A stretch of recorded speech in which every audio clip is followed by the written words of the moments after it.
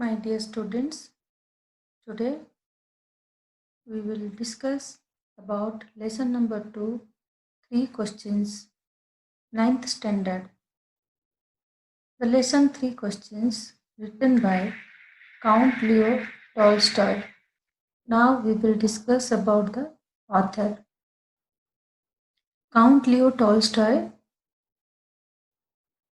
1828 to 1910, the Russian novelist and moral philosopher, ranks as one of the world's greatest writers. His War and Peace has been hailed as the greatest novel ever written. His ability to weave stories, his wonderful characters, and his narrative capability are appreciated in every part of the world even to this day. This is the picture of the author Count Leo Tolstoy. Now we will discuss glossary. Messenger means a person carrying a message. Council means group of people chosen to advise. Hermit means a person who lives alone and leads a simple life. Affairs means things, matters and business. Beds means small patches of ground for plants. Spade means tool for digging. Fainted means lost consciousness. Seized means took by force. Faithful means loyal and true. Fatality means seriously. Now come to the contest. 3 questions written by Count Leo Tolstoy. A king has 3 questions and he is seeking answers to them. What are the questions? Does the king get what he wants? Then, for knowing all these questions, we will read out the paragraphs. First paragraph. The thought came to a certain king that he would never fail if he knew 3 things. What are the 3 things? What is the right time to begin something? Who should a king listen to? What is the most important thing for a king to do? The king therefore sent messengers throughout his kingdom, promising a large sum to anyone who would answer these 3 questions. Many wise men came to the king, but they all answered his questions differently. So, once upon a time, there was a king, and the king had 3 questions that he would never fail if he knew these answers. These 3 questions are: what is the right time to begin something? Whom should a king consider the most important? What is the most important thing for a king to do? In search of the answers, the king sent messengers throughout his kingdom. He promised that a large sum of amount he will give to anyone who would answer these 3 questions. For giving the answers, many wise men came and they answered differently. Then, after what happened? In reply to the first question, some said to the king must prepare a timetable and then follow it strictly. Others said that it was impossible to decide in advance the right time for doing something. The king should do whatever seemed necessary at that time. Yet others said that the king needed a council of wise men who would help him act at the proper time. But but then others said that there were some things which could be urgent. These things could not wait for the decision of the council.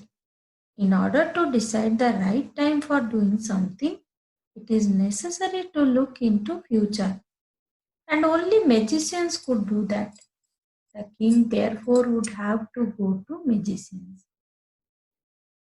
In their answers to the second question, some said that the people most necessary to the king were his counselors. Others said priest, a few others posed doctors, and yet others said that his soldiers were the most necessary. To the third question, some said attack, others choose fight, and yet others religious worship. As the answers to his questions were so different, the king was not satisfied. He decided to seek the advice of a certain hermit who was widely known for his wisdom. Yes, then, as I told you, that many wise men came and they answered differently. The reply to the first question, some said king should follow a timetable strictly. Then other wise men, they said that it was impossible to decide in advance the right time for doing something. Then the king should do whatever seemed necessary at that time. Others said king needed a council of wise men who would help him act at the proper time. For second question, some said that the people most important to the king were his counselors, priests, and soldiers. Then to the third question, some said attack. Others have chosen fight, and yet others religious worship. As the question answers were so different, it varies to one wise man to another wise man, the king was not satisfied. Then after he decided to went to the hermit. Third paragraph. The king put on ordinary clothes and went to meet the hermit. Before he reached the hermit's hut, the king left his horse with his bodyguard and went alone. As the king came near the hermit's hut, he saw the hermit digging the ground in front of his hut. He greeted the king and continued digging. The king went up to the hermit and said, I have come to you, wise hermit, to ask you to answer three questions. And he repeated the questions. The hermit listened to the king but did not speak. You are tired, said the king. Let me take spade and work in your place. Thanks, said the hermit, giving the king his spade. When the king had dug two beds, he stopped and repeated his questions. The hermit gave no answer. Then another, the sun went down behind the trees. Last, the king stuck the spade into the ground and said, I came to you, wise men, to get answers, and I will return home. Here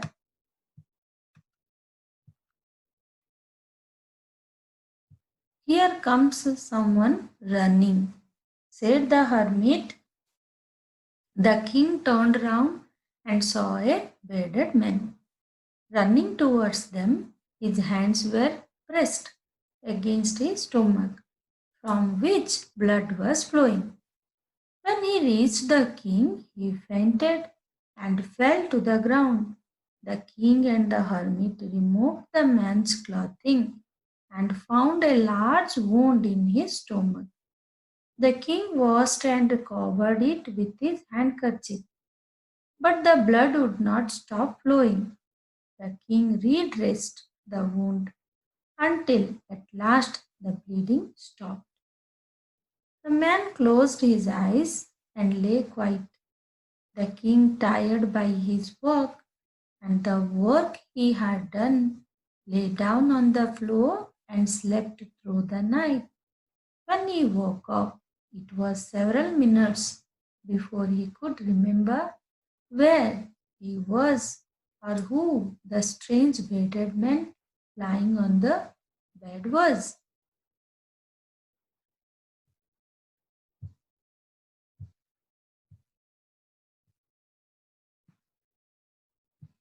"Forgive me," said the bearded man in a weak voice. When he saw that the king was awake, "I don't know you and have nothing to forgive you for," said the king. "You do not know me, but I know you. I am that enemy of yours who swore revenge on you because you put my brother to death and seized my property. I had made up my mind to kill you on your way home, but the day passed and you did not return. So I left my hiding place and I came upon your bodyguard, who recognized me and wounded me. I escaped from him, but I should have died if you had not dressed my wounds. I wish to kill you, and you have saved my life. Now, if I live, I will serve you as your most faithful servant."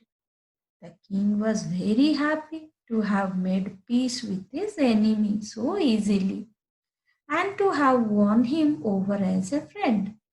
He not only forgave him but also promised to give back the man his property. Leaving the wounded man, the king went out of the hut and looked round the hermit.